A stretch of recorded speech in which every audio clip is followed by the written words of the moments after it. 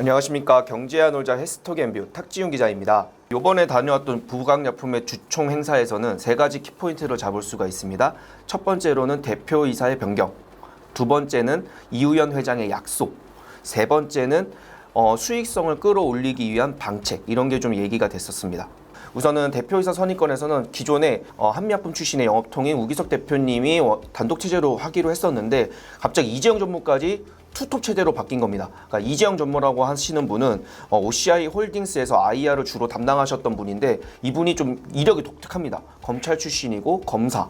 그 검사라는 타이틀이 있기 때문에 이번 정부와도 조금 관계가 있을 것 같다라는 그런 내용이 좀 있습니다. 그건 제 기사를 한번 확인해 보시면 될 것 같고요. 이렇게 해서 투톱 체제로 가는데 이렇게 되면 하나는 영업통, 하나 쪽에서는 이제 검찰이나 이쪽 법 쪽에 뭔가 전문성이 띄기 때문에 그동안 부강약품이 적자를 면치 못했던 상황 속에서 같이 좀 끌어올릴 수 있지 않을까라는 기대감이 좀 형성되고 있습니다. 두 번째로는 이우연 회장의 약속입니다. 이우연 회장이 지금 OCI 홀딩스의 회장이시죠, 결국에는.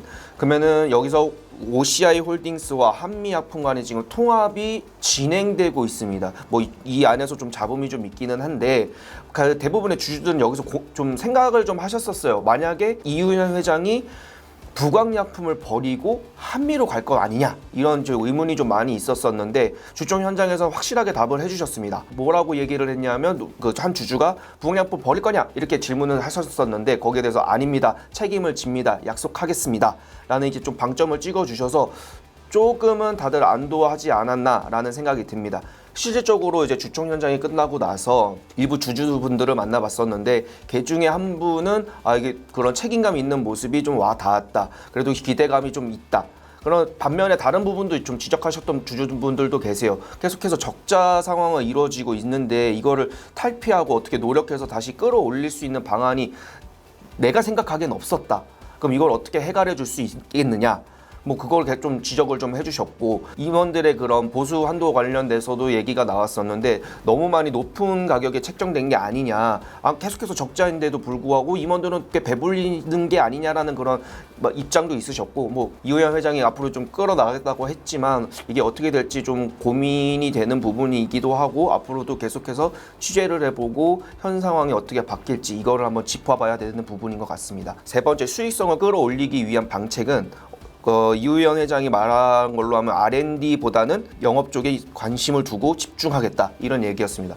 실질적으로 한미약품 출신 영업통인 우 대표가 이제 부강약품의 대표가 되다 보니까 영업 쪽에 이게 좀 더 힘을 싣고 좀 더 나아간다는 개념으로 얘기를 했었는데 이게 좀 일목요연하게 맞는 것 같아요. R&D의 기존에는 이제 그 컨테라 파마의 계열사로 통해 가지고 여러 가지 R&D, 파킨슨병 치료제라든가 뭐 여러 가지 많이 했었었는데 이거를 좀 줄인다는 개념인 것 같아요. 한 7개 정도의 파이프라인을 갖고 있었는데 이걸 한 3, 4개 정도로 줄이지 않을까라는 제 생각이고, 거기에 대해서 이제 영업 쪽에 힘을 실어서 좀 더 수익성을 끌어올리겠다라는 얘기를 한 거 보니 올해 안에는 좀 성과가, 가시적인 성과가 나올 것 같은 생각이 듭니다.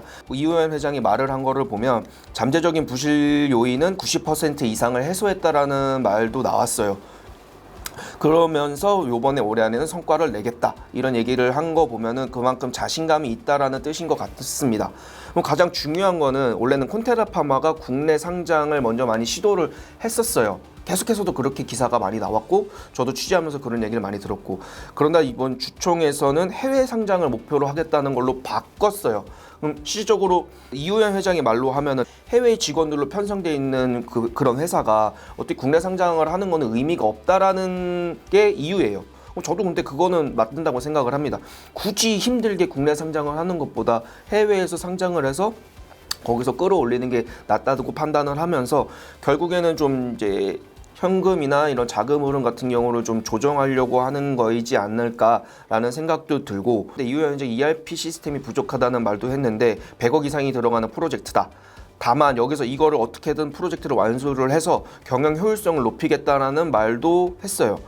그러니까 다 모든 흐름이 수익성, 실적을 끌어올린다라는 개념으로 지금 모든 거를 설명을 했기 때문에 수익성을 올리고 실적도 좀 올리는 개념으로 생각을 해도 되지 않을까, 그쪽 방면으로 노력하지 않을까라는 생각이 듭니다. 오늘 전반적인 부강약품의 느낌, 부강약품 주총의 느낌은 투톱 체제로 전환된다는 거에서 굉장히 좀 센세이션했고 앞으로도 좀 기대가 되는 부분이기도 합니다. 앞으로도 얼마나 더 성장해 나갈지 기대도 되고 이우현 회장의 결국에 한미약품과 OCI 홀딩스의 통합이 이루어지는 게 관건이긴 하겠지만 거기서 이제 부강약품이 새롭게 부상하느냐 안 하느냐 이번에 기로에 서인 것 같은데요.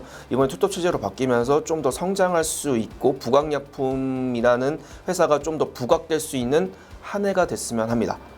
헬스앤톡앤뷰 탁지훈 기자였습니다.